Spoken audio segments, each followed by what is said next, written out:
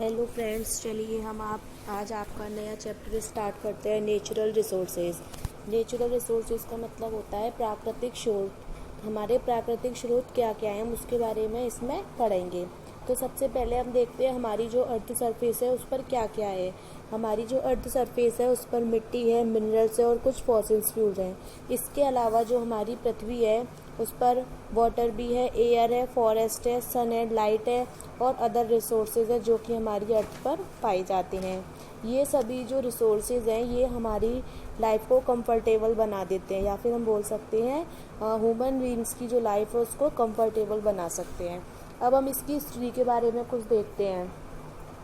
The history of the universe tells us that before man set foot on the अर्थ। जो हमारी universe की history है, यानी जो हमारे यूनिवर्स का इतिहास है, वो हमें बताता है कि जो पहले के मैन थे, यानी कि जो पुराने टाइम की ह्यूमन बींग्स थे, वो पृथ्वी पर कैसे रहते थे। Other form of living and non living organism had already existed. यानी कि जो हमारी जितने भी लिविंग जीवित थे या नॉन लिविंग जीव थे वो भी क्या करते थे, हमारी पृथ्वी पर एग्जिस्ट करते थे। इन अर्ली स्टेजेस, पहले समय में, man had not many requirements. आदमी की क्या थी, ज़्यादा इच्छाएं नहीं थी, ज़्यादा ज़रूरतें नहीं थी। उनके लिए बस खाना हो, रहना हो और कुछ अपनी बॉडी पर कवर करने के लिए हो, यही सफिशियंट था। लेकिन आज के टाइम में क्या है, जो आदमी है वो नीड से ही भरा हुआ है, उसकी जो रिक्वायरमेंट्स है वो कभी ख़त्म ही नहीं होती। तो अब हम देखते हैं, man did not know how to make use of gift of nature. यानी कि जो पहले टाइम का जो आदमी था वो नहीं जानता था कि हमारी प्रकृति ने हमें जो उपहार दिए उनका कैसे प्रयोग किया जाए। And hence his life depend upon the environment. और उनकी जो लाइफ थी वो पर्यावरण पर ही निर्भर थी। He had to depend on the environment for hunting to provide food for himself. यानी कि जो वो पुराने के ज़माने के जो लोग थे वो केवल पर्यावरण में शिकार करने के लिए और अपना भोजन स्वयं बनाने के लिए निर्भर थे। ईटिंग वाइल्ड फ्रूट्स, वो जंगलों के जो फल होते थे उनको खाते थे और प्लांट्स को खाते थे जो हमारे पर्यावरण में है, और जो गुफाएं होती थी उनमें वो रहते थे।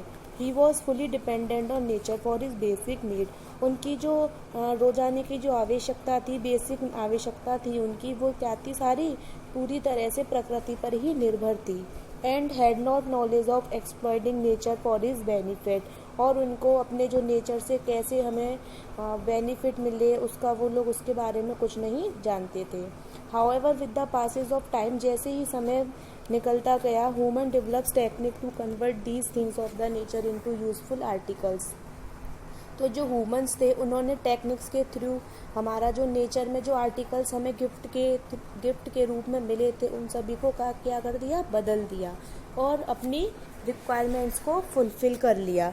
अब हम आगे देखते हैं। दस the gift of nature become resources. तो यानी कि जो हमारी प्रकृति के उपहार थे वही क्या बन गए, हमारे रिसोर्स बन गए। The inventions and discoveries added to heightened outlooks and desires. Now he begin exploiting nature not for satisfying his basic needs but for making his life comfortable. तो यानी कि उन्होंने क्या किया, हमारी लाइफ को कंफर्टेबल बना दिया। For the first time he felt that nature had given resource with in his environment. सबसे पहले क्या महसूस किया गया था कि जो हमारी प्रकृति है वो हमारे एक क्या है, स्रोत है, इन्वायरमेंट है अपना। Soon he started exploiting nature to meet not only his needs but to satisfy his greed too. तो जैसे ही शीघ्र ही क्या कर दिया हमने, जो नेचर था उसमें मिलाना शुरू कर दिया और एक तरह से हमारी जो नीड्स थी उनमें इंसान को क्या आ गया, लालच ही आ गया, ग्रीड आ गया। तो यानी कि हम बोल सकते हैं soon he started exploiting nature to meet not only his needs but to satisfy his greed too. यानी कि जैसे ही उन्होंने हमारे नेचर को एक्सप्लॉइटिंग करना शुरू किया तो उनकी जो बेसिक नीड्स थी अपनी वो नहीं मिल पाई, लेकिन वो क्या थे, उससे सेटिस्फाई थे। अब आता है रिसोर्स। रिसोर्सेज क्या हैं? व्हाट इज़ रिसोर्स, और to be more precise natural resource. Anything that for, यानी कि रिसोर्स क्या होता है, जो हमारी ह्यूमन नीड्स होती है, यानी कि कोई भी ह्यूमन बींग्स है उसकी नीड्स होती है, उनको जो फुलफिल कर देता है वही रिसोर्स कहलाता है। Anything that fulfils human needs is called a resource. In your own house और in your environment many types of resource can be seen. तुम अपने घर में या अपने पर्यावरण में कई टाइप के रिसोर्स देख सकते हो। Natural resource are the substance which come naturally and are viewed worthily in their relatively unmodified और natural form. Man himself is a form of natural resource. जो आदमी है वो स्वयं में ये क्या है, नेचुरल रिसोर्स है। Nature has bestowed the earth with tremendous and ample reserve of resource.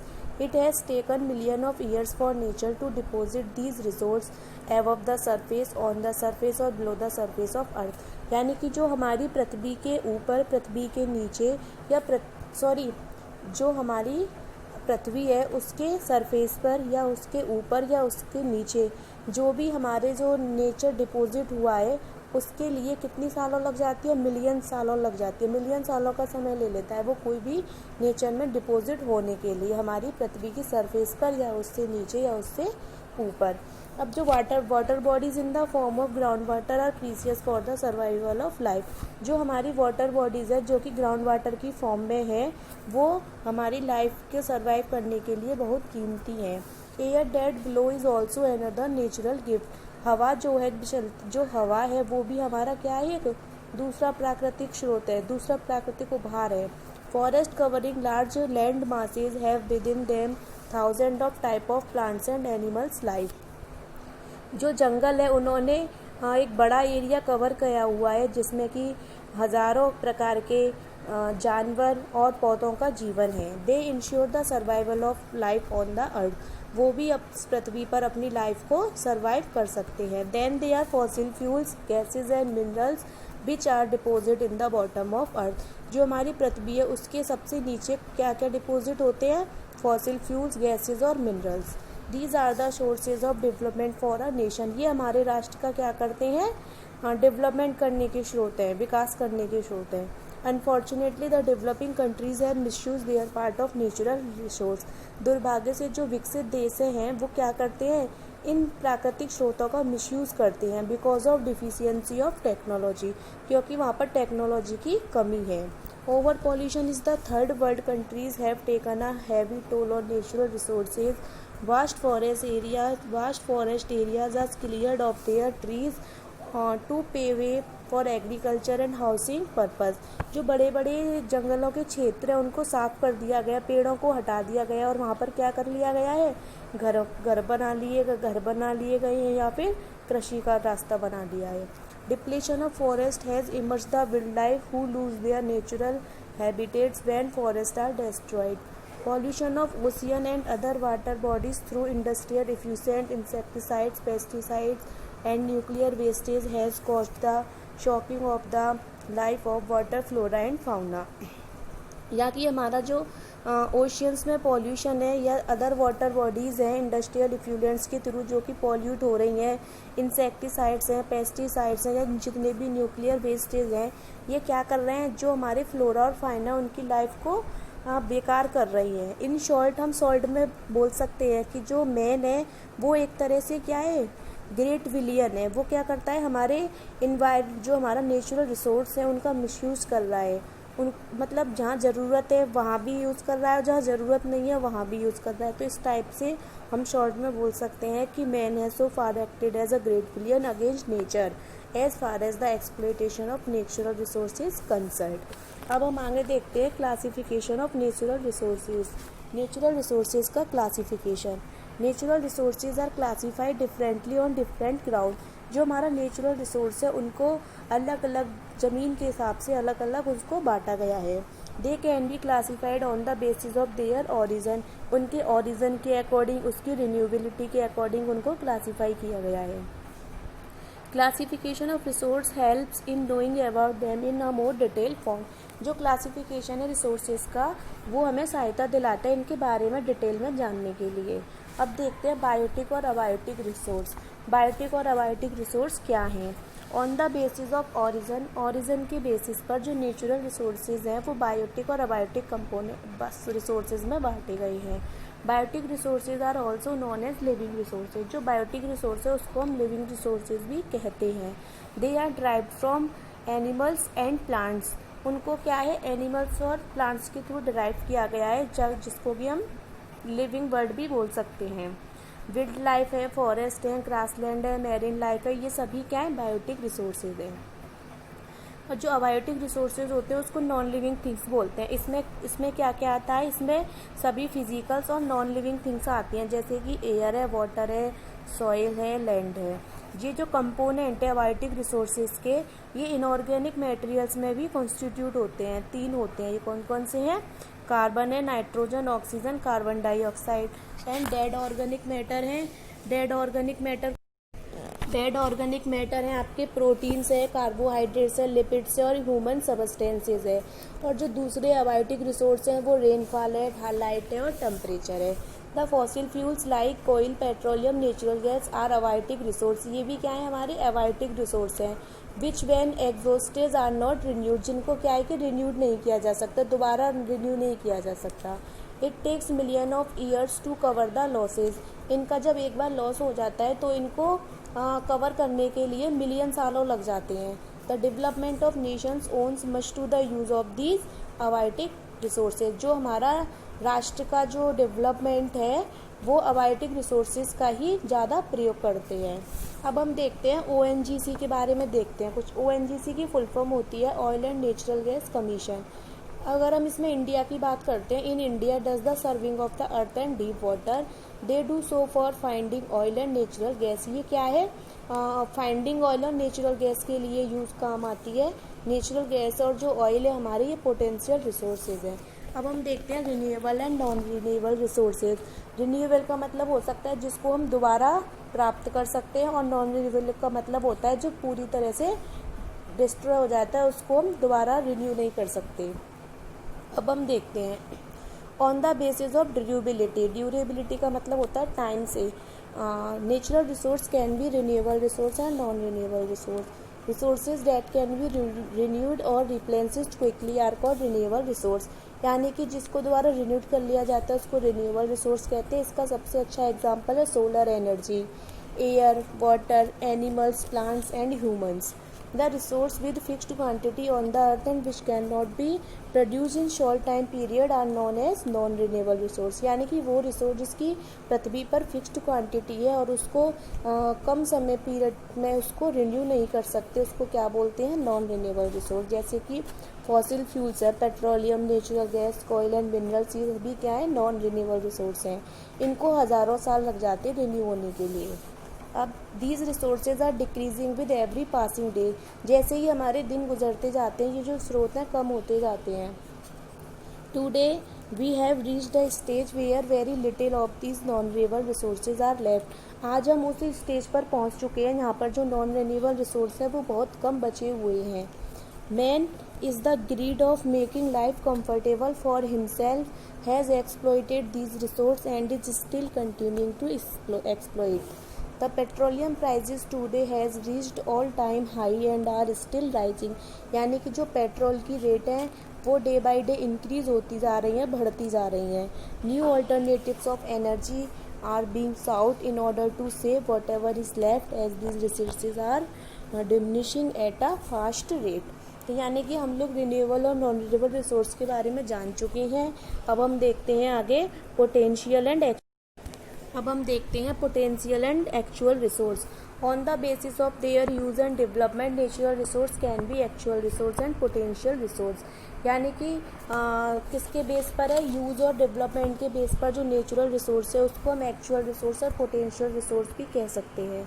The resource which are yet to be explored and which can only be exist for their use are called potential resource. यानी कि वो resource जो कि केवल explore करने के लिए या फिर केवल एक्सिस्ट करने के लिए, अपने यूज़ के लिए प्रयोग होता है, उसको हम क्या बोलते हैं, पोटेंशियल रिसोर्स। जैसे कि एग्जांपल है finding expert surface various forest and other land form to hunt for coal mines and minerals deposit. Water in our river is a good example of potential resource. जैसे कि नदी है, नदी में जो पानी है वो क्या एक तरह से ज़रूरत ही तो है, यूज ही तो है, तो क्या है वो पोटेंशियल रिसोर्स हो गया। Hydro power generation by various multiple purpose built on important reverse is another example of potential resource. यानी कि जो हमारे हाइड्रो पावर प्लांट बने हुए हैं हमारी नदियों के ऊपर, यानी कि मल्टीपर्पज़ प्रोजेक्ट जिन्हें हम बोलते हैं, ये भी क्या है, हमारा पोटेंशियल रिसोर्स का दूसरा एग्जाम्पल है। And after processing these are converted into actual resource. लेकिन हम कुछ प्रोसेसिंग करने के बाद हम इसको एक्चुअल रिसोर्स में कन्वर्ट कर सकते हैं। Resources are non-developed resources because these are the resources which are at present in use and their estimated reserves are known। यानी कि हम बोल सकते हैं जो एक्चुअल रिसोर्सेज होते हैं उनको डेवलप्ड रिसोर्स के नाम से भी जाना जाता है। क्यों जाना जाता है? क्योंकि ये जो रिसोर्सेज है ना, ये हमारे यूज़ में प्रेजेंट टाइम में हम इनका यूज़ कर रहे हैं और इनके जो एस्टीमेट्स हैं, रिजर्व्स हैं, इनके सारे जाने हुए हैं। जैसे ऑयल रिजर्व है सऊदी अरेबिया में, हाइड्रो इलेक्ट्रिक पावर है नाइजीरिया फॉल्स में, और जो हमारा कोल को डिपॉजिट करते हैं वो कहाँ पर डिपॉजिट होता है? दामोदर वैली ऑफ इंडिया के अंदर, जिनको हम क्या बोलते हैं, ये सभी इनके रिसोर्सेज हैं। तो यानी कि ये हमारे कौन से रिसोर्स हो गए? डेवलप्ड रिसोर्स हो गए, और इन्हीं को हम एक्चुअल रिसोर्स भी बोलते हैं। अब हम देखते हैं man made resources. Man made resources का मतलब है मानव द्वारा बनाए गए स्रोत। Besides natural resources, there are other resources provided by man himself। Natural resources की बजाय अदर रिसोर्सेज भी हैं जो कि आदमियों द्वारा स्वयं प्रोवाइड किए गए हैं। However, these resources are provided with the help of natural resources। ये जो रिसोर्सेज हैं ये नेचुरल रिसोर्स की सहायता से ही प्रोवाइड किए गए हैं। Man begin to live a settled life when agriculture become his profession. यानी कि जो आदमियों ने अपनी जो लाइफ सेटल्ड करना शुरू किया था वो जब किया था जब उनका अपना जो एग्रीकल्चर था वो अपना एक प्रोफेशन बन गया था, यानी कि कृषि जो थी वो उनका एक अपना काम बन गया था। He cleared forest to grow crops. उन्होंने जंगलों को साफ कर दिया था फसल उगाने के लिए। This way he destroyer natural resources. इसी तरीके से हमारे जो प्राकृतिक स्रोत हैं वो क्या हो गए थे? डिस्ट्रॉय हो चुके थे। In order to provide an artificial resources. इसी ऑर्डर में उन्होंने आर्टिफिशियल रिसोर्स प्रोवाइड किए। He used water. उन्होंने पानी का प्रयोग किया। The most precious natural resource for irrigating the field. जो पानी है वो सबसे कीमती स्रोत है खेतों को इरीगेट करने के लिए।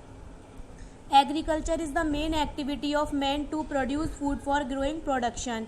जो कृषि है वो मानव का फूड ग्रो करने के लिए क्या है? सबसे मुख्य क्रिया है। To build industries the natural resources are used. Industries बनाने के लिए नेचुरल रिसोर्सेज का प्रयोग किया जाता है। 20th century is seen as the peak of man progress in industrialization. यानी कि जो 20वीं शताब्दी है उसमें देखा गया है कि जो आदमी ने प्रोग्रेस की है वो सबसे ज़्यादा किस में की है? इंडस्ट्रियलाइजेशन में की है। Most of the invention and discoveries took place in this century. सबसे ज़्यादा इन्वेंस खोजों और आविष्कार हुए हैं इसी सेंचुरी में। Electricity is the most noteworthy of man's excellence as a super being in the universe. This resource provide by man to himself has change the very face of the earth. Today life can not be imagine without electricity. आज के समय में बिना बिजली के जीना एक काल्पनिक है। Electricity is said to be driving force of life on the earth. Electricity को हम पृथ्वी पर एक तरह से ड्राइविंग फोर्स कहते हैं जीवन का।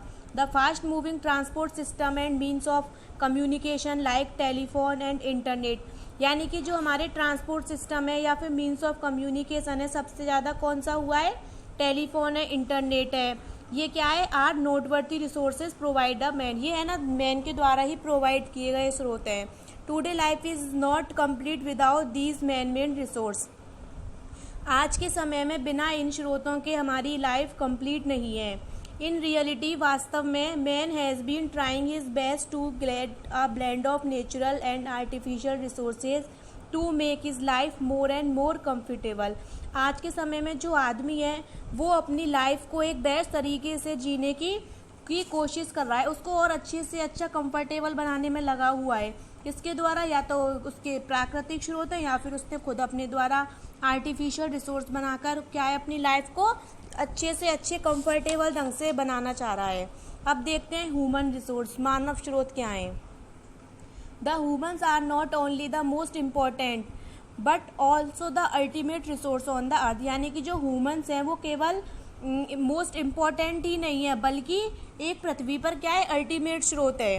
They can make the best use of natural resource through their knowledge. उन्होंने जो हमारे प्राकृतिक स्रोत है, उन्होंने अपनी नॉलेज के अकॉर्डिंग उसको अच्छा बना दिया है, बना सकते हैं। The human beings can explore, develop and convert the natural resource into useful goods as per their abilities and demands. यानी कि जो ह्यूमन बींग्स हैं वो जो नेचुरल रिसोर्सेज का प्रयोग अपनी क्षमता के अनुसार या अपनी मांग के अनुसार कर रहे हैं।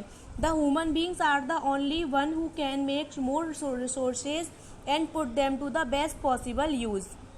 In fact, the human resources imply not only to numbers but also the physical and mental abilities of the man. Education and good health have helped humans to become a valuable resource. यानी कि हमारे पास education होगी तो क्या होगा, हमारी एक value भी होगी, तो क्या हो गया, वो वैल्यूएबल रिसोर्स हो जाएगा। The human resource like the natural resource are not distributed uniformly on the earth's surface. They differ greatly not only in their spatial distributions but also in terms of their education, age, sex, standard of living, etc. अब देखते हैं distribution of natural resource. हमारे natural resource को कैसे distribute किया गया है। While natural resources are available widely, they are not valuable everywhere. जब हमारे प्राकृतिक स्रोत बहुत ज़्यादा अवेलेबल थे तो उनका जो वैल्यू थी प्रत्येक जगह वो भी क्या थी, कम थी। Some resources might be abundantly available in certain parts of the world and not available in other parts. यानी कि कुछ स्रोत हैं जो कि किसी निश्चित भाग में ही अवेलेबल है संसार के, बाकी में नहीं है, दूसरे भाग में नहीं है। So there is an uneven distribution of natural resources. This is because of different landforms as well as different climate all over the world. ऐसा क्यों होता है, क्योंकि हमारे संसार में कहीं का वेदर कैसा है, अलग अलग, हर जगह का वेदर अलग अलग होता है, हर जगह की लैंडफॉर्म्स अलग अलग होती है। Also the number of people living at any place and their dependence on the natural resource vary. और जो नंबर्स ऑफ पीपल हैं जो अलग स्थान पे रह रहे हैं वो भी क्या है, डिफरेंट है, तो ये भी चीज़ उनके नेचुरल रिसोर्स पर डिपेंड करती है। मोreover, technology and money power need to convert natural raw materials into resources. Resources also change over time. Resources क्या होते हैं, वो समय के अनुसार बदलते रहते हैं। For example, जैसे कि mineral reserves at a particular place might have been abundant at one time but exhausted after 150 years. अब हम देखते हैं कंजर्वेशन ऑफ रिसोर्स। हम अपने स्रोतों को कैसे कंजर्व कर सकते हैं। In early times, the density of population was low and the requirement of human beings were not vast.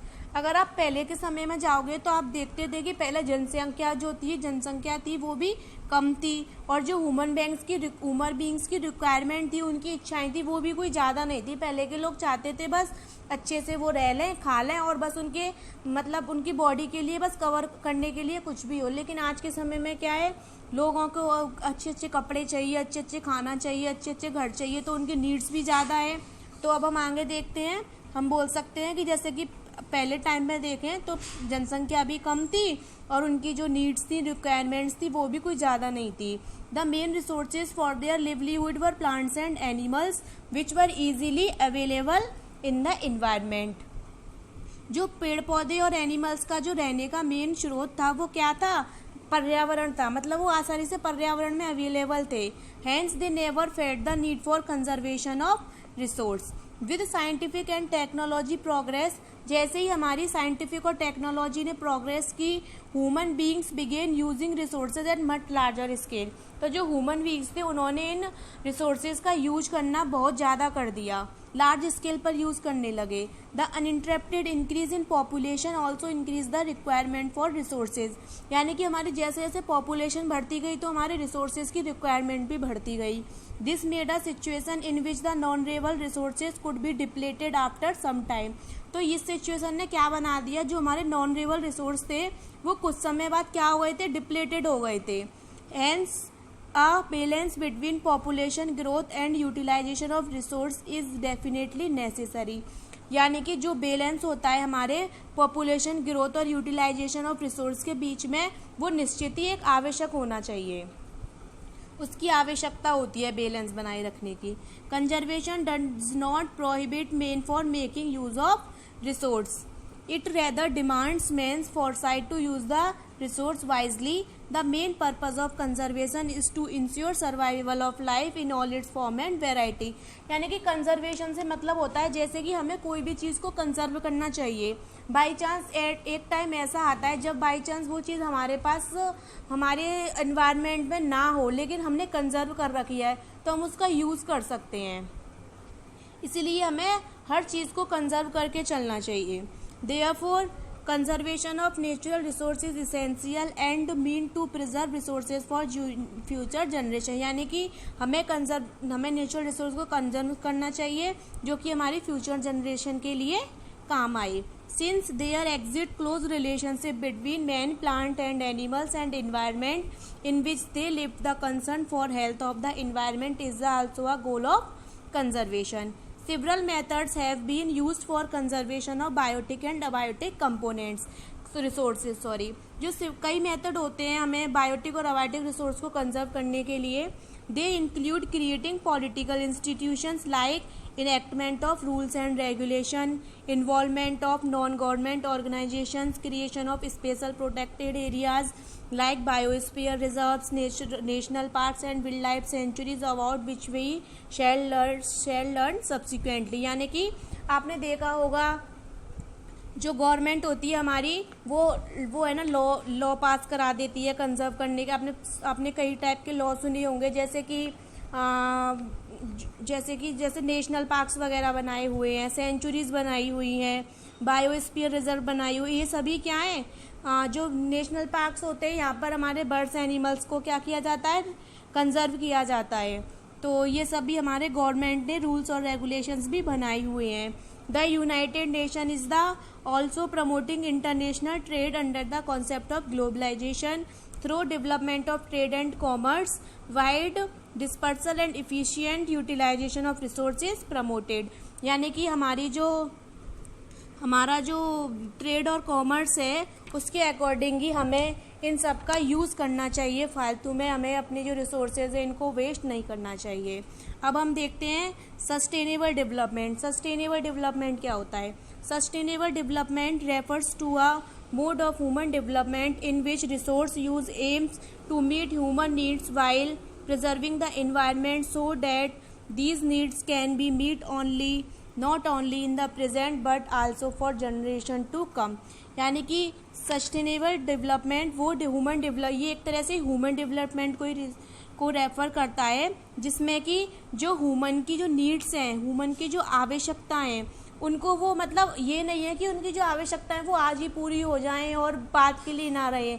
वो ये चीज़ होती है उनकी जो आवश्यकता है वो आज से ही मतलब नहीं है, उनकी आने वाली जनरेशन्स के लिए भी हो. अब हम आगे देखते हैं सस्टेनेबल डेवलपमेंट से आगे अब आता है United Nation is today concern with the large number of global issues on conservation. जो हमारा यूनाइटेड नेशंस है वो आज के समय में सबसे ज़्यादा किस पर इश्यू बना रहा है? कंजर्वेशन के ऊपर दे रहा है. The United nation sponsored the first earth summit in 1992 in Rio de Janeiro in Brazil. सबसे पहले जो यूएनओ ने हमारा पहला पृथ्वी सम्मेलन किया था 1992 में किया था, जो कि ब्राज़ील में हुआ था. किसके द्वारा? रियो डी जनेरियो के द्वारा.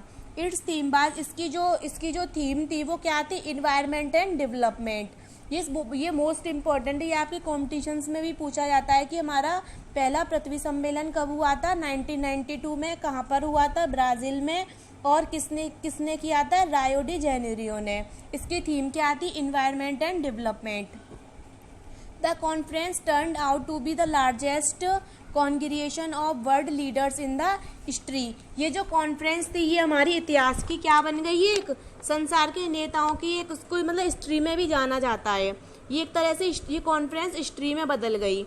It produce some binding treaties to reduce pollution in order to prevent condition but future as well. इसमें क्या बताया गया था? इसमें बताया गया था कि हमें पॉल्यूशन को कम करना चाहिए और अपनी जो कंडीशन है उनको बचाना चाहिए फ्यूचर के लिए. The main principle of sustainable development are. Sustainable development के कुछ सिद्धांत हैं जो क्या हैं कि देखते हैं हम नीचे लिखे हुए हैं. Change our personal attitude and practice, हमें अपनी जो पर्सनल एटीट्यूड और प्रैक्टिसेस हैं उनको बदलना चाहिए। Made aware of eco friendly method of utilization of resource for sustainable development, हमें सस्टेनेबल डेवलपमेंट के लिए इको फ्रेंडली मेथडों को यूज़ करना चाहिए। जो हमारे इको फ्रेंडली का मतलब होता है जो पर्यावरण से को अच्छे हों, पर्यावरण के लिए अच्छे हों। Takes step for using resources judiciously, fulfill the needs of the present without compromising the ability of future generation to meet their own needs, conserve our resources by avoiding future damage to the environment and preserve the vast diversity on the earth। ये सभी क्या थे, हमारे principles थे sustainable government development के। तो friends ये chapter हमारा आज कंप्लीट होता है। कल अब नेक्स्ट वीडियो में हम लोग नेक्स्ट चैप्टर स्टार्ट करेंगे। इस चैप्टर में आपको कोई भी प्रॉब्लम है तो प्लीज़ आप कमेंट बॉक्स में मेंशन करें। और दोस्तों अगर आपको वीडियो पसंद आए तो प्लीज़ इसको लाइक, सब्सक्राइब और शेयर ज़रूर करें। Thank you friends.